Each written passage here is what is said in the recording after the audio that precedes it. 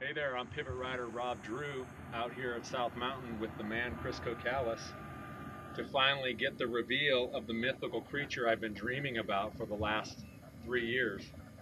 Here it is, Firebird 29.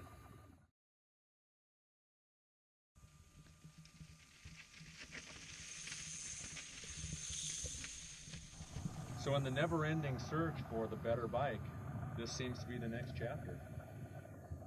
Yeah, we always everybody asks me what my favorite bikes is, and I always say the next one. The next bike, that's So true. You have this said is that to me. This is the next one. So here we go. Well, I am incredibly excited to ride this. Some of the changes and advancements that you guys have made with this thing are just blowing my mind. So if you want to run me through some of the details of this baby, I just can't wait to hear. Yeah.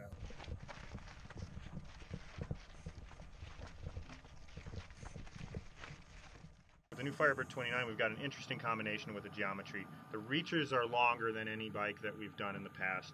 A medium bike has a 455 millimeter reach measurement, but we've combined that with a 431 millimeter chainstay length. That's just under 17 inches, 16.97. And that combination gets you a bike that's able to pop over things, keep that liveliness, that playfulness, and then we also aid front end grip with a 44 millimeter offset fork. You get a bike that maintains that liveliness, that playfulness, that ability to manual over things, but it is insanely capable on the steepest of descents. This features the Fox 36 Grip 2 fork on the bike. Grip 2 fork has high speed and low speed compression damping, as well as high speed and low speed rebound damping. We've now added a new chip design to the bike as well that gives the ability to run a high or low BB. Combined with our extended headset cup, you can run 27.5, 27.5 plus, or 29-inch wheels up to 2.6 tires on the new Firebird. So we've got a few other really cool innovations on the bike. We've taken our clevis linkage design to a new level.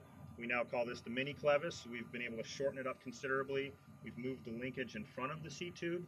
This allows things to get more compact, lighter, burlier at the same time, and allows a little bit more protection from dirt and mud on the linkage design. Also shortening this up is better on the shock as well. We go to a metric length shock with great bushing overlap, and basically everything is designed to be able to take this bike to the top level of the EWS podium or park or wherever you want to take the bike. Some other things on the bike, you can see we've got all our integrated rubberized protection. On the rear triangle, we've gone to our Super Boost Plus 157 rear spacing. That has allowed us to achieve this 431 millimeter chainstay length and be able to still use down to 168 millimeter Q factor cranks.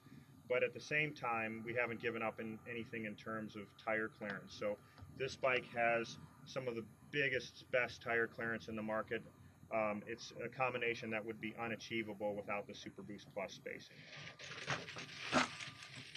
So Chris, can you give us some details about the different build specs that will be available for this bike? Yes, so we have 3 different levels of builds: Team, Pro, and Race.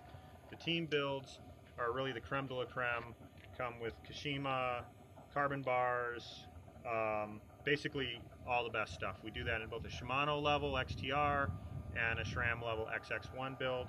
Those come with carbon wheels stock.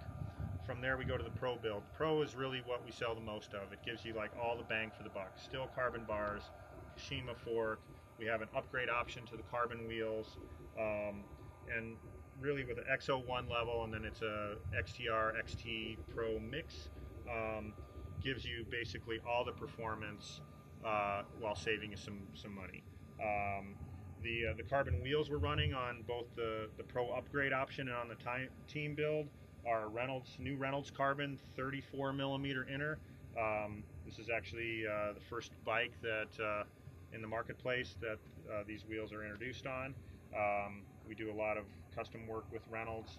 Comes with Industry 9 hubs, and it's just a really killer wheel set. Very lightweight, very strong. Has a nice feel to it as well. When you get into the race level builds, we go to either a what we call an XO1 race, which is a mix of XO, SRAM XO1 and GX1 parts, and then you go to performance level suspension. So as I mentioned, the grip damper, DPX2 rear shock, and then in the Shimano build, it's our XT race, which is a mix of XT SLX brakes, partial XT drivetrain with a race face crank. Oh, all the builds come with Maxxis tires. We're running the Minion DHR2, DHF front, 2425. As I mentioned, the bike will take up to 2.6-inch tires as well in the 29-inch configuration. But these Minions give really the best balance of traction control without getting too heavy as well. I'm a Minion fan. They're great everywhere. Yes, they are. So I see this one's got the cable port system, of course. Yeah, just like all current pivot bikes, the pivot cable port system is a system we developed, I don't know, 4 or 5 years ago that it's almost like a trapdoor type system. One screw holds it in place. There's a little locking lip on the side. It allows for bigger ports, makes it very easy to route the internal routing, but the other thing about it too is it locks down and tightens the cable.